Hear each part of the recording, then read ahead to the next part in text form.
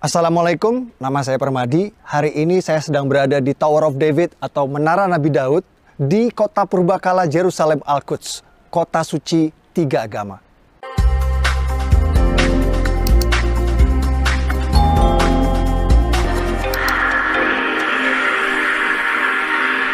Kenapa urusan Israel Palestina ini gak kelar-kelar, gak damai-damai? Saya di sini mau cross-check langsung di TKP dengan harapan yang nonton video ini bisa memahami apa yang sebenarnya terjadi di sini. Yuk kita simak fakta-faktanya. Jas merah, jangan sekali-kali melupakan sejarah, kata pendiri bangsa kita Bung Karno. Agar bisa memahami urusan Israel Palestina ini, kita perlu tahu sejarahnya dulu. Karena tanpa tahu sejarah akan sulit bagi kita untuk mengerti kenapa kedua belah pihak ngotot merasa berhak atas Palestina. Jadi ikuti ulasan sejarahnya dulu ya. Do you think Arabs are natives of Palestine? They're from the region, but not originally. Kekeliruan orang pada umumnya adalah mengira bangsa asli Palestina itu adalah Arab Muslim, padahal faktanya bukan.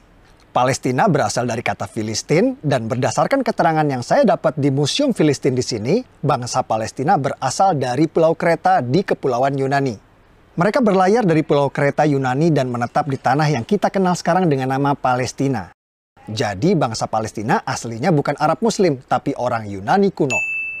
Waktu bangsa Filistin kesini dari Yunani, daerah ini dulu belum bernama Palestina. Daerah ini dulu masih bernama Kanaan atau Tanah Kanaan. Apakah waktu itu sudah ada bangsa Arab dan Yahudi di sini? Jawabannya belum. Bani Israel atau bangsa Yahudi baru datang ke tanah Palestina setelah Nabi Musa meminta kepada Fir'aun Raja Mesir untuk membebaskan mereka dari perbudakan. Setelah terbebas dari Firaun, Nabi Musa membawa Bani Israel atau bangsa Yahudi ke tanah yang dijanjikan. Itulah tanah yang kita kenal sekarang dengan nama Palestina. Bahkan kitab suci kita umat Islam merekam kejadian ini di dalam surah Al-Maidah ayat 21 yang berbunyi, "Wahai kaumku, Nabi Musa menyeru kepada Bani Israel Yahudi, masuklah ke tanah suci Palestina yang telah ditentukan Allah bagimu, dan jangan kau berbalik ke belakang, nanti kau akan menjadi orang yang merugi." Setelah terbebas dari Firaun, Bani Israel Yahudi hidup di tanah Palestina ini turun-temurun selama ribuan tahun, mendirikan kerajaan Israel yang raja-rajanya tidak asing bagi kita. Salah satunya Raja David, atau yang kita umat Islam kenal dengan nama Nabi Daud. Siapa yang tidak tahu cerita Nabi Daud? Ia mengalahkan raksasa bangsa Filistin bernama Goliat hanya dengan sebuah batu. Lalu ada Raja Solomon, anak kandung dari Nabi Daud, atau yang kita umat Islam kenal dengan nama Nabi Sulaiman. Nabi Sulaiman adalah raja Yahudi yang membangun kuil suci untuk tempat ibadah agama Yahudi yang dikenal dengan nama Kuil Solomon. Kuil Nabi Sulaiman bertahan 400 tahun sampai ia dihancurkan oleh pasukan Babylon yang dipimpin oleh Raja Nebukadnezar. Kuil tersebut baru dipugar lagi oleh raja Yahudi bernama Herod yang nantinya akan dihancurkan lagi oleh pasukan Romawi. Yang di belakang saya itu adalah tembok ratapan, tempat paling suci bagi agama Yahudi seperti Ka'bah buat umat Islam. Tembok ratapan ini dulunya adalah bagian dinding dari kuil suci agama Yahudi yang dibangun oleh Nabi Sulaiman. Kuil bertahan 600 tahun sampai ia dihancurkan oleh bangsa Romawi pada tahun 70 Masehi. Lalu karena benci pada bangsa Yahudi, Kaisar Romawi Hadrian merubah nama Israel menjadi Palestina. Nama yang bertahan sampai hari ini. Jadi Kaisar Romawi Hadrianlah yang memberi nama Palestina pada daerah ini. Aslinya daerah ini bernama Tanah Kanaan. Lalu Bani Israel Yahudi datang, namanya berubah menjadi Israel. Kemudian oleh Kaisar Romawi Hadrian, nama Israel diganti menjadi Palestina. Jadi faktanya bangsa Yahudi memang sudah ada di tanah Palestina ribuan tahun sebelum Arab dan Islam masuk ke tanah Palestina. Inilah yang dijadikan landasan prinsip bangsa Yahudi sekarang ngotot mempertahankan negara Israel ini. Lalu kapan Arab dan Islam masuk ke tanah Palestina? Arab dan Islam masuk ke Palestina saat Khalifah Umar menaklukkan Yerusalem Al-Quds pada tahun 638 Masehi. Tempat ini bernama Umar bin Khattab Square atau alun-alun Umar bin Khattab. Dinamakan untuk mengenang sang Khalifah Umar yang menaklukkan Yerusalem Al-Quds pada tahun 638 Masehi. Oh, sudah waktunya sholat. Yuk kita ke Aqsa.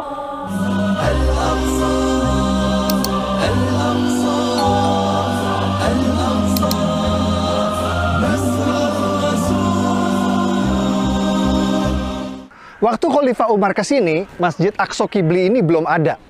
Dome of the Rock atau Haram Al-Sharif, tempat Nabi Muhammad Isra Mi'raj juga waktu itu belum ada. Waktu Khalifah Umar ke sini, yang ada di sini adalah sisa-sisa reruntuhan kuil agama Yahudi yang dibangun oleh Nabi Sulaiman dan dihancurkan oleh Romawi. Di atas reruntuhan kuil Nabi Sulaiman inilah Khalifah Umar membangun masjid sederhana beratapkan kayu yang nantinya dipugar oleh Raja Dinasti Umayyah Sultan Abdul Malik bin Marwan menjadi yang kita kenal sekarang dengan Masjid Aqsa. Dome of the Rock Haram Al-Sharif baru dibangun oleh Sultan Abdul Malik bin Marwan, Raja Dinasti Umayyah pada tahun 688 Masehi. Dan Masjid Aqsa Qibli baru dibangun pada tahun 705 Masehi. Kedua bangunan tersebut baru ada 70 tahun setelah Nabi Muhammad wafat. Sampai di sini mungkin ada yang bertanya, lalu bagaimana dengan surat Al-Isra ayat 1 yang menceritakan perjalanan Nabi Muhammad Isra Mi'raj ke Masjidil Aqsa? Simak wawancara saya dengan sejarawan arkeolog ahli situs-situs purbakala di sini. Guys, hari ini kita bersama Dr. John Seligman, sejarawan arkeolog ahli situs-situs purbakala bergelar Dr. S3. And the area of the Sakra, the rock, where Muhammad had risen to heaven to go and meet the prophets, as described in Surah Al-Isra, what is meant by the word Aqsa. The word in English, Aqsa, is the furthest place. It doesn't say the word Jerusalem at that time, but that immediately is understood. When Umar enters Jerusalem, he would have mostly found an empty space, and for that reason he builds a small mosque on what is today known as the area of the Al-Aqsa Mosque. The first mosque was built by Umar, and that was replaced by a later mosque built by Abdul Malik. Menurut penjelasan para ulama, Masjid Aqsa pada ayat tersebut bermakna masjid terjauh, juga mempunyai makna tempat bersujud. Jadi yang dimaksud Masjid Aqsa pada ayat tersebut bukan ini, juga bukan ini, karena kedua bangunan ini belum ada pada waktu itu. Arab dan Islam berkuasa selama 500 tahun sampai kerajaan Kristen Prancis datang. Atas perintah Paus di Vatikan, pasukan Prancis datang menaklukkan Palestina yang kita kenal sekarang dengan istilah Perang Salib. Raja Kristen Prancis mendirikan kerajaan Yerusalem dan berkuasa di Palestina selama 100 tahun sampai akhirnya dikalahkan. Setelah 100 tahun, akhirnya Prancis menyerah pada pasukan Raja Salahuddin Ayyubi yang berhasil merebut Palestina kembali ke tangan Islam. Setelah era Raja Salahuddin Ayyubi, Palestina sempat beberapa kali pindah tangan. Pada tahun 1200-an, Palestina jatuh lagi ke tangan kerajaan Kristen Eropa yang dipimpin Raja Frederick II dari Jerman. Namun tak lama direbut kembali oleh Kesultanan Islam Mamluk yang pasukan berkudanya terkenal perkasa.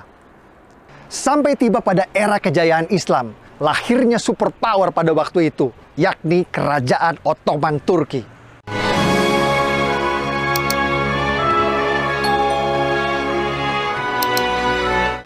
Ottoman Turki menguasai Palestina selama 400 tahun, namun Ottoman Turki tidak punya visi seperti kerajaan Kristen Eropa untuk membangun Palestina.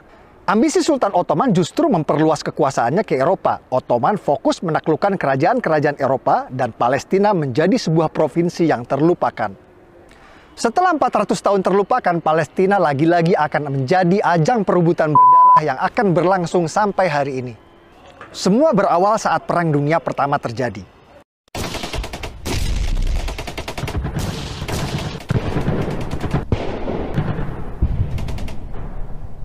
Ottoman Turki kalah di Perang Dunia I dan dipaksa menyerahkan sebagian besar wilayahnya kepada negeri pemenang Inggris dan Prancis. Provinsi Suriah dan Libanon menjadi milik Prancis, Provinsi Palestina dan Jordan jadi milik Inggris. Inggris mengganti nama Palestina menjadi British Mandate Palestine. Lalu Perdana Menteri Inggris langsung mengambil inisiatif mendukung pendirian negara Israel di Palestina lewat deklarasi Balfour yang berbunyi, "Pemerintahan Yang Mulia Ratu Inggris mendukung pendirian rumah nasional untuk bangsa Yahudi." Tidak pakai lama, Inggris langsung memfasilitasi migrasi besar-besaran Yahudi dari Eropa, bahkan memberikan proteksi keamanan bagi mereka di sana, walhasil populasi Yahudi di tanah Palestina pun meningkat pesat. Lonjakan imigran Yahudi di Palestina menimbulkan gesekan dengan penduduk Arab yang berujung pada konflik berdarah. Tahun 1920, warga Arab menyerang pemukiman Yahudi di Yerusalem, menewaskan 5 orang yang dikenal dengan kerusuhan Nabi Musa. Persekusi Arab terhadap Yahudi terus terjadi selama 9 tahun. Puncaknya tahun 1929 menewaskan 67 warga Yahudi di Hebron. Ini headline koran Prancis yang memberitakan situasi pada waktu itu. Inilah cikal bakal konflik berdarah yang akan berlangsung 100 tahun sampai hari ini. Pada tahun 1947, Perserikatan Bangsa-Bangsa PBB menerbitkan resolusi pendirian dua negara di Palestina, negara Yahudi dan negara Arab. Warga Yahudi langsung menerima tawaran ini dan mendirikan negara Republik Israel.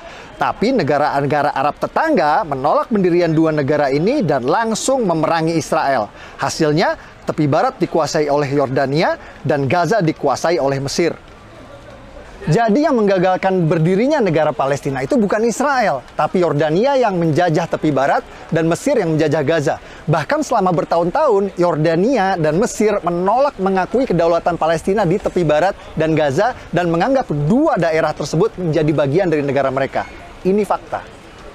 Jadi Palestina negara pertama yang mengakui kemerdekaan Indonesia itu hoax ya guys. Karena waktu Indonesia merdeka belum ada negara Palestina. Negara yang pertama kali mengakui kemerdekaan Indonesia adalah Mesir.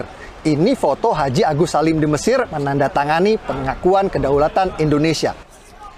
Negara-negara Arab terus menolak pendirian negara Palestina inisiatif dari PBB. Dan pada tahun 1967 kembali menyerang Israel di Perang 6 Hari yang dimenangkan oleh Israel.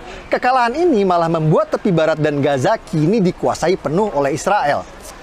Bahkan saat Yasser Arafat, pemimpin Gerakan Pembebasan Palestina PLO, sepakat perjanjian damai Oslo yang akan mendirikan negara Palestina berdampingan dengan Israel ditolak oleh partai oposisi Hamas yang membuat pendirian negara Palestina kembali gagal. Dulu PBB menawarkan pendirian negara Palestina ditolak, malah dibalas dengan perang. Lalu Amerika menawarkan pendirian negara Palestina kembali ditolak, malah dibalas dengan serangkaian teror yang dikenal dengan nama Intifada. Pada Juni 2001, bom di tempat hiburan di Tel Aviv menewaskan 21 anak remaja. Lalu Agustus 2001, bom di restoran di Yerusalem tewaskan 15 warga. Desember 2001, serangan bom tewaskan lagi 13 warga. Dan puncaknya pada Maret 2001, sebuah bom tewaskan 30 warga yang sedang rayakan Hari Raya. Rangkaian serangan ini memaksa Israel membangun pagar tembok tinggi sebagai satu-satunya cara untuk mencegah teror bom. Dan rakyat Palestina yang tadinya bebas ke Israel untuk bekerja sekarang tidak bisa lagi. Jadi yang paling menderita dari teror Intifada ini adalah rakyat Palestina sendiri. Sepertinya perdamaian memang sulit tercapai di sini karena setiap ada upaya menuju perdamaian selalu ada pihak-pihak yang berusaha untuk menggagalkannya. Tahun 2007 saat Presiden Palestina Mahmud Abbas sepakat dengan solusi dua negara, oposisi Hamas malah sengaja menembakkan roket-roket ke Israel sebagai tanda mereka menolak solusi damai tersebut.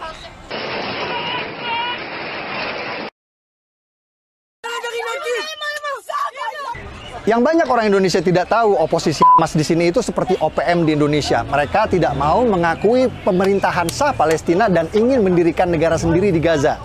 Serangan-serangan roket Hamas ke Israel menyebabkan Gaza diblokade dan rakyat Gaza menderita. Simak apa kata warga Gaza soal Hamas.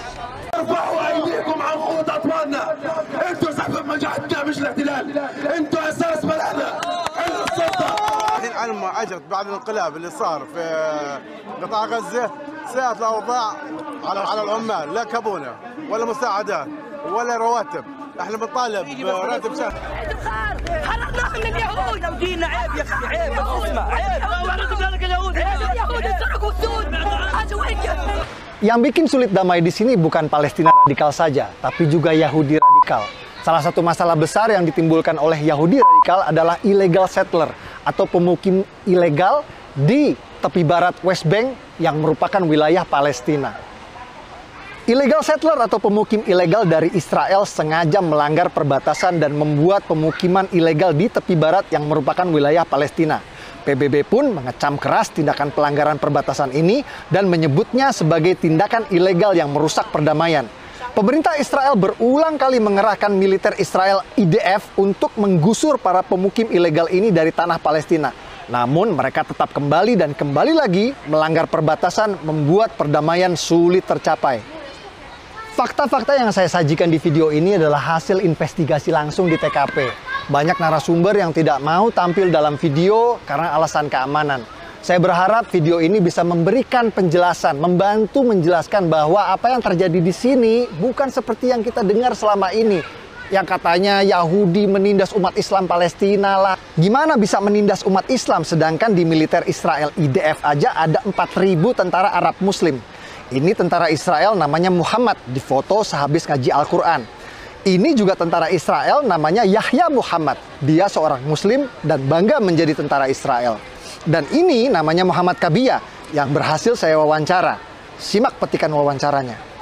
Seorang Arab Muslim yang menjadi tentara militer Israel. Assalamualaikum. Waalaikumsalam. Muhammad Kabia? Yeah. Alright. Are you Muslim? Alhamdulillah. And you're Arab too? Yeah.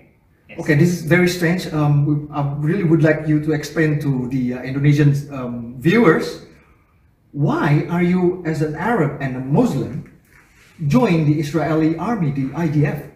Isn't that like you are, battling against your Muslim brothers? No, I'm battling and fighting against the terror, and the terror no have brothers, and I'm Israeli. And it's not a religion war, it's a war between a country want to be and between a organization that using the Islam name for their agenda. Fakta-fakta seperti ini tidak pernah diberitakan di tanah air karena fakta tidak laku dijual. Yang laku dijual adalah berita sensasional meskipun sering bertolak belakang dengan fakta di lapangan. Peduli Palestina dalam masalah kemanusiaan. Betul, saya setuju. Tapi jika Anda peduli tanpa tahu fakta, hanya akan membuat Anda mudah dibodohi oleh penipu maling donasi seperti ACT yang sering memutarbalikkan fakta agar uang keluar dari dompet Anda. Kalau menurut Anda video ini bermanfaat, please bantu klik like dan subscribe ya. Untuk membantu algoritma YouTube agar video ini bisa ditonton oleh lebih banyak orang. Lebih bagus lagi, share link video ini di grup WhatsApp Anda. Dengan saya Permadi, dari kota Purbakala Jerusalem Al-Quds. Assalamualaikum warahmatullahi wabarakatuh. By the way, kalau ada yang tanya apa kapasitas saya membahas sejarah, saya adalah seorang pemerhati sejarah yang sering diundang TV nasional. Seragam legioner. Trup legioner itu trooper atau prajuritnya dari kerajaan Romawi. Romawi. Bang Andy. Oke. Ya, semua sejarah kita cinta. Permadi. Ya, siap Bang. Artinya selain Sudah ditulis dalam berbagai literatur yang ditulis sama sejarawan Amerika. jadi setidak-tidaknya teman-teman ini mengatakan Jadi kita ini komunitas reka ulang sejarah, Dindi.